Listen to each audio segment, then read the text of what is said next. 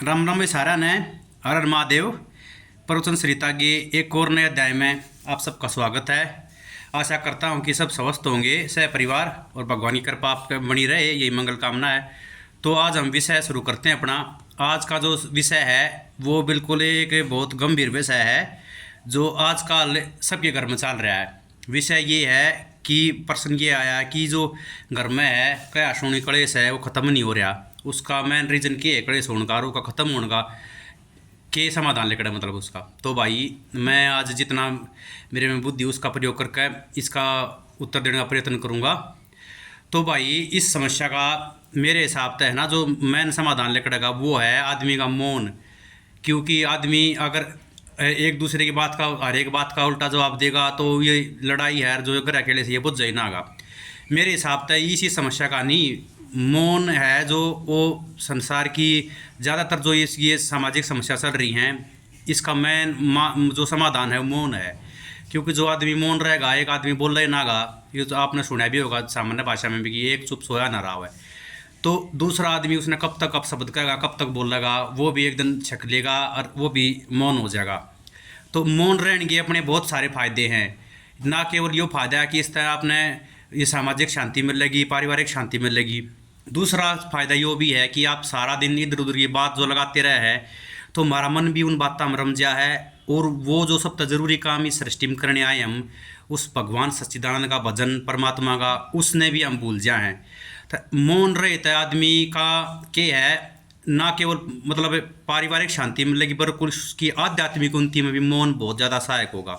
क्योंकि जो आदमी चुप रहेगा ना मौन रहेगा ना केवल बाहर से जबान से बल्कि अंदर से भी धीरे धीरे मौन हो जाएगा। वो अंदर से भी धीरे धीरे मौन हो जाएगा तो उसके मन में जो भांति भांति के तरह तरह के विचार आए जाएँ उठे जाएँ जो मतलब जिनका परमात्मा तक कोई संबंध नहीं उन विचारा का वे व्यर्थ के विचार हैं तो धीरे धीरे वो भी ख़त्म हो जाएंगे और हमारा जो मन है वो एकाग्रचित हो जाएगा, उस परमात्मा में लग जाएगा।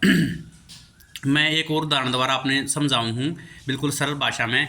एक ऋषि थे वो अपने शिष्यों के साथ स्नान करने गए थे किसी नदी में। तो वहाँ सब शिष्य ने देखा कि गुरुजी ने सूर्य को पानी दिया और स्नान करने लगे भगवान के मंत्र का उच्चारण करते करते, भगवान का स्मरण करते करते। तो उन्हें देखा एक बिच्छू पानी में बह गया लाग रहा था। तो उस ऋषि ने क्या कराया, उस बिच्छू है जो उसने हाथ उठाकर बाहर गिरने लग गया, वो भाई पानी में बह वही मर जाएगा। तो वो बिच्छू को डंक मार दे और हाथ छूट जाए, वो बिच्छू पानी में फिर पड़ गया। उस ऋषि ने फिर उस बिच्छू को उठाया बाहर निकालने के लिए, उस बिच्छू ने उसकी हथेली पे फिर डंक मार दिया, वो फिर छूट का हाथ तक पानी में पड़ गया। इस प्रकार से कई बार उस ऋषि ने प्रयत्न कराया, वो बिच्छू बार बार उसका डंक मारता रहा और हाथ तक छूट कर पानी में गिरता रहा। ये प्रक्रिया चलते चलते उस ऋषि की जो हथेली थी वो घायल होगी, उससे खून बहने लग गया, रक्त बहने लग गया। तो लेकिन अंत में उस ऋषि ने वो उठा के बिच्छू बाहर गिर दिया।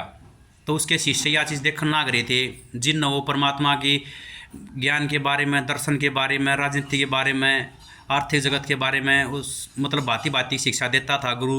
तो सारे शिष्य उसकी हर एक बात का अनुसरण कराया करते, वे इस चीज़ें देखने लग रहे थे। तो उन्होंने प्रश्न कराया, जिज्ञासा जागी एक शिष्य के मन में, अगर क्षमा प्रार्थी हूँ गुरु जी, अगर आपकी आज्ञा हो तो मैं एक प्रश्न करना चाहूँ। तो उसने बोला भाई पूछ। तो बोला गुरु जी ये इतना दुष्ट है बिच्छू, ये बार बार आपके हाथ को काट रहा है, डंक मार रहा है और जहर छोड़ रहा है और फिर भी आप इसने बचाने का बार बार प्रयत्न क्यों कर रहे हो, क्यों इसने आपने पानी से बाहर निकालने का प्रयत्न कर रहे हो। तो उस गुरु जी ने कहा कि इसकी जो प्रवृत्ति है वो दुष्टता की है, नीचता की प्रवृत्ति है, इसकी ये प्रवृत्ति मरे में हुआ है और भगवान का नित्य ध्यान करने से जो मेरी प्रवृत्ति बन गई है वो दया की बन गई है। तो जब ये दुष्ट अपनी प्रवृत्ति ने डंक मारने की ने नहीं छोड़ रहा तो मैं अपनी प्रवृत्ति को क्यों छोड़ दूँ।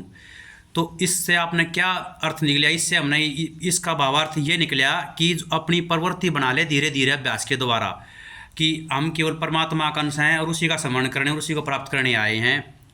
तो आपका धीरे धीरे यह चीज़ मन में रम जाएगी और आपके व्यवहार में भी यह चीज़ धीरे धीरे दिखनी शुरू हो जाएगी।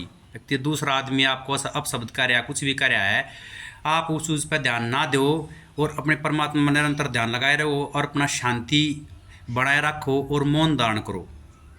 और किसी भी कोई भी जटिल समस्या आ जाओ, दूसरे के सामने उसने आप बताओगे, वो उस चीज़ का और मजाक बनाओगा, तो कोई भी समस्या है वो स्थायी नहीं होती। जैसे कि एक रात ना अंधेरा होता है और सूर्योदय के बाद प्रकाश का आना निश्चित है, उसी प्रकार ये सारी क्षणिक दुख सुखों हैं, सब ये चीज़ हैं, इन आप ऊपर उठ सको हो। और इसका जो है मतलब प्रारंभ है वो मौन से ही शुरू होगा। तो ईश्वर की प्राप्ति में मैंने आपको पहले बता चुका हूँ कि मौन बहुत ज़्यादा लाभदायक है। इसके लिए भी मैंने आपको एक और पहले कहानी समझा के उदाहरण देकर बताया था, उसका मोटा मोटा सारांश मैं एक बार फिर बता देता हूँ कि किसी गुरुकुल में ऐसे ही शिष्य थे बहुत सारे, और वो गुरु द्वारा शिक्षा सीखा करते। तो उस गुरु ने देखा कि भाई ये परीक्षा लेने का समय आ गया है सभी विद्यार्थियों का। तो उसमें एक जो शिष्य था वो सारा दिन बोले जाया करता, 1 मिनट भी चुप ना होया करता। तो सब तक गुरु जी ने अलग अलग टास्क दे दिया कि भाई तने योग करना है, 15 दिन तक तने योग करना है। तो उसका नंबर आया जब उसने भी छोटा टास्क दे दिया कि भाई तने सारे पेड़ में पानी देना है। तो उन्होंने बोला गुरु जी को कोई मुश्किल चीज़ बताओ, ये मेरे लिए आसान है। तो उसने कहा भाई मौन रहना तने 15 दिन वैसे। तो वो बोला या तो मेरे लिए सबसे आसान है मौन रहना। लेकिन जब उसने मौन रहने का प्रयत्न कराया तो उसके भीतर बेदन छिड़ गया अगले दिन है, क्योंकि सारा दिन इधर उधर की बात लगाने की उसकी आदत थी और वो एकदम मौन हो गया, चुप हो गया। तो वो अपनी कुटिया में बंद रहने लग गया। लेकिन 2-3 दिन बाद उसका डटा ना गया, वो स्लेट पे अपने गुरुजी से लिख कर कहा गुरुजी मेरे भीतर तक ज्वार भाटा उत्पन्न हो रहा है, बिल्कुल मेरा अंतकरण फटने वाला है, मैं चुप नहीं रह सकता। भीतर तो मेरे आवाज़ बार बार मन भी मेरे तक बात करे जा है, तरह तरह की बातें इधर उधर की लगाए जा है। तो शिष्य गुरु ने कहा भाई तेरे बहुत सारे जो सहपाठी तेरे भाई हैं उन्होंने भी अपना जो टास्क दिया था वो तोड़ दिया, तू भी तोड़ दे। बोला ना गुरुजी मैं इस चीज़ ने पूरा कर करूँगा। वो फिर कुटिया में बंद हो गया। तो उसने मौन रहने का फिर प्रयत्न कराया, लेकिन एकदम तक ही कोई चीज़ होया करे, उसके भीतर तरह तरह की बातें ये विचार उठते रहे। लेकिन एक दिन ऐसा आया वो जब ना इस चीज़ ने सह पाया, उधर उधर की देखने लग गया, सारे आपस में बतलावा खेल रहे हैं, उसके मन में भी वह चीज़ बार बार जागृत हो तो भी इनसे बात कर। तो वो भाई जंगल में चला गया। तो गुरुजी ने देखा भाई अगले दिन तक शिष्य ना पाया, तो उसने खोज के लिए भेजे अपने चले। तो वो जंगल में भी ना मिला, वे वापस लौट कर आए, उन्होंने मरा उड़ मान लिया भाई वो तो जानवर जनूर खा गया उसने, जंगली जानवर ना आया। जब वो 3-4 महीने बाद आया तो फिर गुरुजी तो उसने लिख कर कहा गुरुजी अब मैं बोल सकता हूँ, मेरे को 4 से 5 महीने बोले। गुरुजी ने बोले बोल भाई। बोला गुरुजी बोला भाई जंगल में क्यों गया था? तो बोला गुरुजी मैंने मौन रहने का प्रयत्न कराया, लेकिन मेरा मन मेरे तक बात करता रहा, इधर उधर की बातें लगाए रहा। फिर मैं जंगल में गया, वहाँ देखा मैंने धीरे धीरे मैं बड़ा बिल्कुल शांत वातावरण था, लेकिन पक्षियों की आवाज़ आ रही थी, पशुओं की आवाज़ आ रही थी। मैं और अंदर गया, अपने अंदर की तरफ यात्रा करी मैंने। लेकिन एक समय सा आया कि मैं अपनी भी ध्वनि नहीं सुन पा रहा हूँ, बिल्कुल शांत हो गया हूँ, इसलिए वापस आया हूँ मैं। तो भाई जिसने खुद को जानना है, परमात्मा को जानना है, उसने सबसे पहले मौन होना पड़ेगा और अपने अंदर की तरफ यात्रा शुरू करनी पड़ेगी। ये हमारे मन में इधर उधर की जो बातें सारा दिन चलती रहती हैं, अभ्यास के द्वारा धीरे धीरे परमात्मा में ध्यान लगाओगे, अंदर की तरफ यात्रा करोगे और शांति मिलेगी, शांत हो जाओगे आप बिल्कुल। जब आंतरिक रूप से जब यह इस चीज़ की पहली सीढ़ी है। तो भाई और कोई भी आप तक कुछ कहे तो उसका जवाब मुस्कुराहट से और मुस्कान से दो। तो कोई भी कितना भी आपको मतलब लड़ाई या झगड़ालू स्वभाव का बंदा होगा, बार बार उसका जवाब मुस्कुराहट से दोगे और मौन रहोगे तो एक दिन उसका हृदय भी परिवर्तित हो जाएगा। यह निश्चित है यह चीज़, आप इसने अपने दैनिक जीवन में प्रयोग करके देखो। तो भाई निष्कर्ष यह लिख दिया कि मौन और जो मुस्कुराहट है, जो मौन आदमी का, वो धीरे धीरे पारिवारिक क्लेश और सामाजिक क्लेश ने ख़त्म कर देगा। आदमी हर एक बात का आप उल्टा जवाब दोगे तो वह अग्नि जैसे आग में काम करेगा, आग को बढ़ाने का, वैसे ही ये इस चीज़ में बढ़ाने का काम करेगा। तो भाई आशा करता हूँ कि मैं इस प्रश्न का उत्तर देने में सफल रहा हूँगा। तो आप सबसे फिर वही विनती है कि चैनल को यूट्यूब पर ज़्यादा से ज़्यादा सब्सक्राइब करें और अपने मित्रों और सगे संबंधियों के साथ भी शेयर करें। और इंस्टाग्राम पे आप फेसबुक पे देख रहे हो तो मेरे पेज को फॉलो करें। और किसी भाई का और कोई प्रश्न है आपका, शारीरिक स्वास्थ्य से लेकर फिटनेस से लेकर प्रश्न है कोई, या कोई आध्यात्मिक प्रश्न है, वो कमेंट करके बताओ, मैं उत्तर देने का प्रयत्न करूँगा भाई।